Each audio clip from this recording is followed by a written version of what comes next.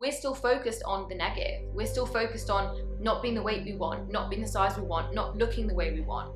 Until we can fully accept that these things happened, these things are real, these things are true, we cannot move forward because we're always pushing against them. We can desire change and not have the capacity to actually do it. Why radical acceptance is so powerful is it releases all the shoulds. It releases all the shame. It releases all the pressure. It releases all the next thing to do, right? It releases all of that. Hello, my loves. Welcome back to the Lucy Superfox Show. My name is Lucy Superfox, and this is my podcast. Welcome to my new office. We have moved house. It was an adventure. I sent out an email that said, moving house will F you up. And I 100% wholeheartedly experienced that. But today we're actually going to be diving into a topic that's been coming up for me so much in practice. And that topic is the topic of radical acceptance. What it means to radically accept where you are and why radical acceptance is required if you are truly going to allow yourself to create and make change.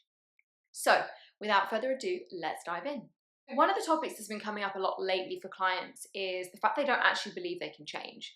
That somehow underneath it all, that they are ultimately flawed, they're not capable, and they don't have what it takes to have the body of their dreams, to stop emotion eating, to build a successful business, to have a romantic relationship, to have friends that genuinely care about them and have that human connection. And the truth is that comes from this underlying core belief that we're simply not good enough. And when we have that belief that can become pretty, terminal, right? It's often referred to as terminal uniqueness, this kind of concept that we are so separate and so different from everyone else that nothing can possibly work for us, that we have tried every method and every route, and that there's nothing left for us to be able to do in order to allow us to change. But ultimately, the only way we can move through this belief, the only way we can actually work with this belief to shift it, change it, rearrange it at the root is when we first accept where we actually are. So many women are trying to create change by fighting the old. They're looking on the scales and they're going, oh my gosh, I'm not the way I want to be. I don't look how I want to be. Right, I'm going to go on a diet, right? So they're looking at the reality of life and jumping straight out of it into, I cannot see this, I cannot feel this, I need to avoid it, and I'm in the next thing. And the challenge is whenever we're doing that, whenever we're pushing against something in our life, what we're actually doing is, one, we're in the energy of more of it, if we're getting woo-woo here. But two, what we're actually doing is we're still focused from an intellectual and a brain perspective. We're still focused on the negative. We're still focused on not being the weight we want, not being the size we want, not looking the way we want. And that's because when we create anything new from fighting the old, we're still in the energy of the old thing. And so this is where there's also that avoidance energy. We're not in radical acceptance. One of my favorite ever quotes in this work is from Carl Jung, and he said, the moment one truly accepts oneself, then one can change. And that's because whilst we're in denial about how life actually is, how much we weigh, how much money's in the bank, the actual state of our business, the reality of our relationship, until we can fully accept that these things happened, these things are real, these things are true, we cannot move forward because we're always pushing against them. And one of the reasons we avoid doing this is underneath it all, there will be a grief. A grief for what didn't happen, a grief for what wasn't, a grief for the people that didn't show up for you, a grief for the people that let you down, a grief for the dreams that never came true. And some things have a time limit. I do think there's this reality that we can have anything we want, anytime we want. And for some of us, that just doesn't serve us. Sometimes we just need to call time on things. But until, again, we accept that those things haven't happened, that they didn't work out the way we planned, that things didn't go the way that we thought they would, again, we're in the energy of pushing against. So the acceptance phase, and it's radical because it's painful, and it's radical because it's the opposite of everything the personal development space tells you to do, is actually just sit and accept with the current state of your life and look around and say, if this is it, am I okay? And if the answer is no, great, we'll come on to what we're going to do next. But if the answer is yes, that's also telling. Because two things. One, sometimes we can desire change and not have the capacity to actually do it. So sometimes you can want a bigger business but not actually have anything more to give right now. Sometimes you can want to lose weight but not actually be in the energy of, I actually think I could follow anything right now, or I actually think I could invest in myself right now. And why radical acceptance is so powerful is it releases all the shoulds. It releases all the shame. It releases all the pressure. It releases all the next thing to do, right? It releases all of that. So when you sit yourself down and say, if this is it, am I okay? And the answer is yes for right now, fucking awesome. Because from that place, if you can sit in the feelings of that place, the feelings of shame, the feelings of guilt, the feelings of sadness, the feelings of frustration, the feelings of like things didn't go the way I wanted, or this is not how I thought it would go, or my personal favorite, I should be further along by now, then actually what can happen is we can sit with those emotions, they can come forward and we can actually process them. But every time we try to push against what is by pretending it's not there, or trying to jump from knowing our problems to growing through them without actually doing what I call step 2, right? The healing phase, the bit where we integrate painful emotions, experiences, and core beliefs that don't serve us, whilst we keep skipping step 2, we actually end up back at step 1. Because what we try to do is know that we have this problem. So I know I don't want to look this way. I know my business isn't big enough. I know my relationship sucks right now. Okay, right, how do I grow through it? So when we pick another strategy, another podcast, another book, another audio, right? More. Consume. Information. But if you are a highly sensitive neurospicy individual, and the truth is you probably wouldn't even find me remotely interesting if you weren't, because I wildly am, then ultimately your ability to integrate that information, unless you have been doing a shed ton of step 2 work, is so limited that it will most likely overwhelm your system and send you right back to the beginning. And this is why we have to stop skipping step 2. But why the way that we can allow ourselves to do that, the way we can teach ourselves to stop skipping this important step of integration, is to actually radically accept the truth of where we are. Because too many people are fighting the old versus building the new, but you cannot build the new if you don't know where you are. It's like saying I want to go to Edinburgh and your sat nav goes, okay, where are you now? And it goes, oof, I don't know, right? So if you are not in acceptance of where you truly, actually, painfully are, it's actually impossible to build a future life. And that's why you keep circling the same spot. And I know that goes against everything the personal development space says. It says focus on your goals, only focus on your goals and move towards your goals. And look, the truth is in identity work, that's what we want to do. We want to become fucking delusional, right? But identity work is step 4. Identity work is when you've released the anchors, the patterns, the things that pull you down, the automatic programs that you keep ending up back in, right? But you cannot do that whilst all these old versions of you keep showing up because you keep pretending they're not there. If you think of these old patterns or these programs as parts of you, as like almost like individual little people, and actually, I think on my shelf behind you can see my Russian dolls, which I love to use with my clients. If these are all versions of you and parts of you, every single time you try to pretend they're not there, you're suppressing them, you're ignoring them, you're not hearing them, you're not seeing them. And because of that, that's why they keep screaming for your attention. It's why you find yourself 76 biscuits deep again when you've been so intentional about your food. It's why your business ends up back at 0 again despite having that one-off 10K month.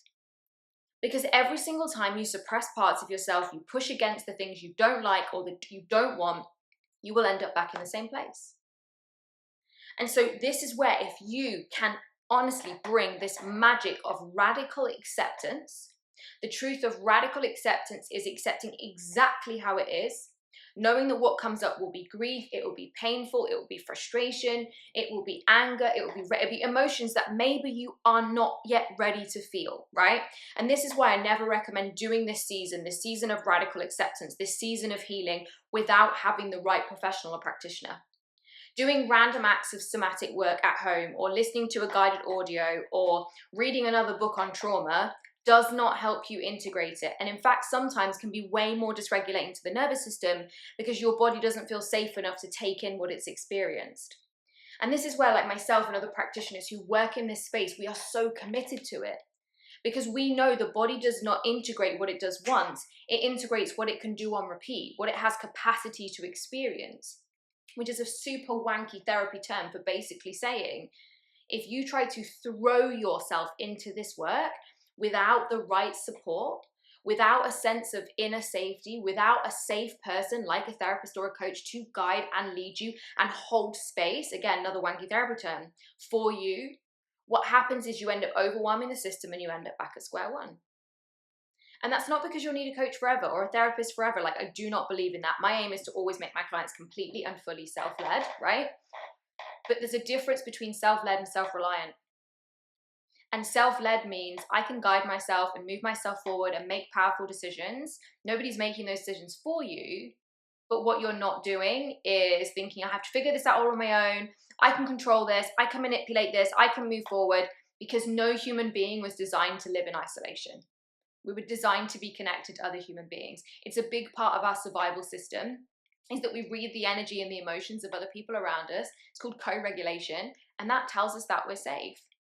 And so if you don't have a safe person in your life right now, or safe people that you can turn to, and also let's face it, how many of your friends are trained therapists, right? Or people who work in this industry or this life or what's going on in your life.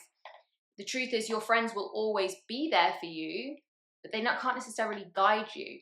And where I think this work is so magic when you are guided, when somebody walks you through this journey with you, is because what they do is teach you to trust again. They teach you what safety looks like, because we have something called mirror neurons. And mirror neurons mean that we'll often end up mimicking like the body language. So some of you sat watching this might be leaning to one side on your elbow, because I am. And if I went like this, you'd probably do this. And if I flicked my hair, you'd probably flick your hair, right? And you wouldn't be doing it consciously, you'd be doing it unconsciously, because that's how mirror neurons work.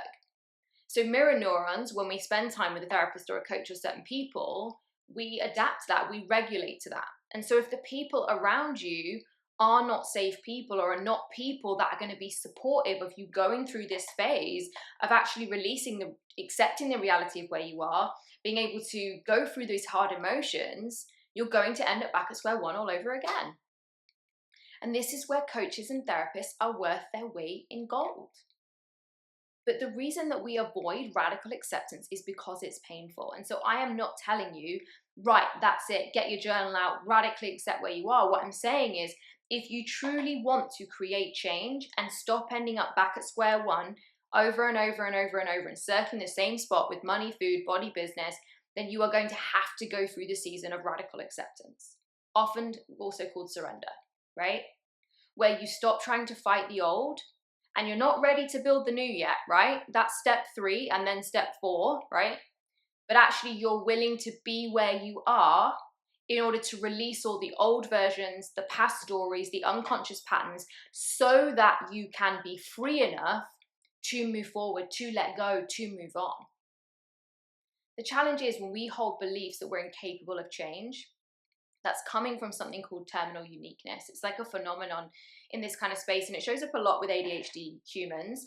And it's the belief that nothing ever works for us, and that, we're not capable of changing, that we're somehow fundamentally flawed.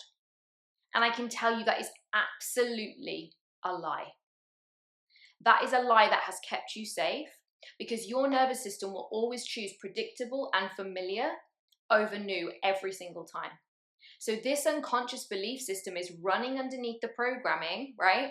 And so you can want to do all the work on yourself. You can want to change the things. But if as part of that, you are not ready to face radical acceptance, you are not ready to face the grief, the rage, the frustration, the terror, the panic, the big emotions, right? And for highly sensitive and neurodivergent humans, unless you build big nervous system capacity, those big emotions are too overwhelming for the system. And it's why we end up living in this box of life called fine. I'm fine, everything's okay. And so you either have to do one of two things. You either have to accept that fine is enough for you and fall back in love with that as your life, or you need to sit and reconcile that you're not fine. And this is where coaches and therapists are your go-to people. Because in that phase of radical acceptance and surrender is when you can actually start dismantling all of the unconscious patterns, untangling all of the parts of you that have made you believe that you are incapable of change, or that sabotage you every single time you put yourself out there, or you try for something new. Too many highly sensitive and neurodivergent women either feel like they're too much in one room and not enough in another. And every single time they will revert back to being small, to shrinking themselves, or this constant need to prove. And it all comes from this same fundamental belief that in somehow we are fundamentally flawed, or that we are fundamentally broken. And I can absolutely tell you that both of those things are not universally true. I believe we're ready because we're excited about it, or we have like a want for it. But there's a readiness, this feeling of willingness. It's a willingness, it's an openness, it's a curiosity, right? And curiosity always says to me that someone feels safe. So if somebody comes to me and they do a discovery call with me after watching my roadmap, you can get the roadmap in the show notes below. If they've watched the roadmap and they're like, oh my gosh, this makes so much sense, the 4 steps, yes, I've been skipping step 2, and we have a discovery session, and I always do discovery sessions for a combination of 2 reasons. 1, so that you can check that you're a vibe with me, and 2, I can check I'm a vibe with you, right? I'm screening as much as I'm giving you the opportunity to ask questions and dive in. So when someone's done a discovery session with me, if they're really curious about this work, it says to me that they feel safe to do this work. It says to me that there's a willingness, that they're open, and it says to me that they feel safe with me. When somebody is closed, or they want the information, or they feel like they should do this, or that's the right thing to do, it's a no from me. And not a no forever, but it's a no right now. And you know what? I actually got some hate on TikTok the other day. I posted a post about the fact that I told somebody the other day that they weren't ready to work with me, and I sent her in a different direction, and I referred her on to somebody else, and I said, listen, what's going on in your life right now, the environment you have around you, and the things you've said to me do not indicate to me right now that you're curious, open, and willing. I feel like you're here right now because you feel like you should be, and it's the right thing to do. But the truth is, from that space, there's no radical acceptance, there's no surrender. But in order to really get to the root of your patterns and release them, and release the anchors and all the things holding you back, we can't perform that. That is a real life embodied integration experience. And so when people try to perform healing, they do random somatic acts, they have this pristine morning routine, or they think they box tick their way through therapy, that's where they end up in the same place, because this cannot be performed, it can only be experienced. And so when there is a real willingness and openness, a curiosity, and sometimes with that, it only comes from breakdown, it only comes from diagnosis, it only comes through heartache, and it's desperately sad. But the truth of the human condition is we will always pick what's safe, predictable, and familiar and known, right, over the unknown. And if the unknown feels like it's going to be overwhelming or painful or emotional, and our nervous system has got used to living in this tiny little box of fine, it's going to say absolutely fucking not. So I don't take on clients all the time. Sometimes people meet with me and I'm like, they're not ready. And that's not a judgment, right? And that's what the person didn't understand. They said, why can't you just meet people where they are? And I'm like, I'm not that kind of therapist, right? I'm not here to walk you through and talk you through day-to-day life and stay with you for 4 years. My clients work with me for 4 months. Sometimes they roll on 1 to 2 months, and then they leave, go about their life, walking out that self-led experience, integrating what's happening, seeing the changes show up for them, and then when they hit the next ceiling or they're ready for the next level, then they come back and say, hey, can we do a couple of sessions on XYZ, right? I'm a root cause therapist, I'm a transformational therapist. It's a program, and you're out. And so I can't meet somebody where they're at if they're not ready to do the work that I teach. And so this is where I come back to the truth of the fact that radical acceptance is required to create radical change. If you want to make marginal gains in your life, you can absolutely do that with willpower, with discipline, and with consistency, but those don't exist for me. For me, I believe in showing up as your fullest authentic self. I believe in following an aligned path, and I believe in helping my clients feel fully fucking alive. But in order to do that, I cannot help them perform healing. I can't box tick with them my way through months and months unless they are ready to surrender all the parts of themselves they don't like. Because when they surrender the parts of themselves they don't like, sometimes we have to face up to the parts of ourselves we do like and realize they're not good for us either, right? And so there's this feeling of like letting go. It's like being willing to change means letting it all go. And I think sometimes people think surrender means giving up, and it doesn't. Surrender means giving up control. It means going from I need to manage everything and control my life and be in charge to I'm open.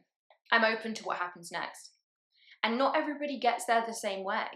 And this is why I do not just take on clients just like this, right? I take on clients when they're open, when they're ready, when they're curious, and or when they reach the point that they just can't fucking carry on the way they are. Because at that point, they can find that level of surrender, that level of radical acceptance. Because every single time we push against acceptance and we're in denial and we're trying to push against the old and build the new whilst fighting the reality of our life, that's why we end up back in the same spot. You know, a lot of manifestational teachers will tell you to ignore reality, but I actually think you have to start with reality in order to know what it is that you want. And so many women don't know what they fully want, can't articulate it, can't speak it out, can't share their truth of what their fullest desire would be because they haven't accepted the reality of where they actually already are. But until we accept the reality of where and how we actually are and how life is for us, whether it sucks or not, creating long-lasting, sustainable growth and identity change and those magical quantum leaps that all the influencers talk about isn't going to happen, because information doesn't create change. Integration does, embodiment does. And that's the step most women, especially highly sensitive and neurodivergent women whose brains move at 5,000 miles an hour and whose bodies can't keep up, you're missing step 2. So right now, if you're like, okay, where do I start with this? I would start with my root cause roadmap. It's my 4-part method, but I give it to you completely for free, where I break down how to go from knowing your patterns to actually growing through them and what happens at each stage of the process and how this work will create so much radical transformation you won't even know yourself this time next year. But not because you have to become someone new, not because who you are right now isn't good enough, not because the person that you are right now isn't the best version of you, but because if right now you're unhappy, you're unsatisfied, you're discontent, you are pushing against something and not opening yourself up to the truth of the fact, you are going to have to accept reality as it is in order to move forward. You're going to have to look at your life right now and ask yourself if you're okay where it is. And if it's not, great. But there will be a season of you releasing and letting go of versions of you, identities, parts of you. But I can't work with someone, and no real therapist can, if you're still hanging on to the identities and needing to prove these versions of yourself. If you need to be an anxious person because that's who you are, I can't help you release anxiety. If you still need to be this person who has this career, I can't help you feel more ease, peace, and joy. If you still need this identity of being a loner or being separate and different, I can't help you build relationships and friendships. And so that's what I mean. There has to be a radical acceptance about where you are, what you do and don't want, and a level of willingness and openness and curiosity that comes under that umbrella of surrender and radical acceptance in order to fully move forward. So I've shared this episode with you because radical acceptance changed my life. I spent so many seasons of my life fighting the old, trying to build the new, pushing myself, striving, using effort, hustle, and willpower, trying to perform healing, trying to perform identity shifts, using affirmations and gratitude and a load of other bullshit personal development strategies with a really unsafe nervous system, with an unstable foundation, or with an unstable identity, because I never felt like I was enough or I felt too much. And so in every room, I was either shrinking myself or I was trying to prove myself. And when I did the real work to radically accept the truth of my situation in money, in body, in business, every single time the growth has been exponential. But every single time I felt stuck, I was stuck in the same spot, I'd end up back in the same place, it was because I was swimming that river called denial. And that's why radical acceptance is the beginning and the first step to creating massive and radical transformation in the remainder of 2026. So sending you so much love. Note everything I said today is said with so much love. Don't forget to like, subscribe, and share this podcast with anybody you think would be of benefit. Now, if you are somebody who is in business and you're an aligned business owner, you want to stay tuned. So make sure to subscribe on the channel, your favorite podcast channel, because over the next few episodes, I'm going to be diving into what it really takes to build an aligned business. You can access the root cause roadmap deep below in the show notes or at lucysuperfox.com/roadmap. And I can't wait to see you on the next one.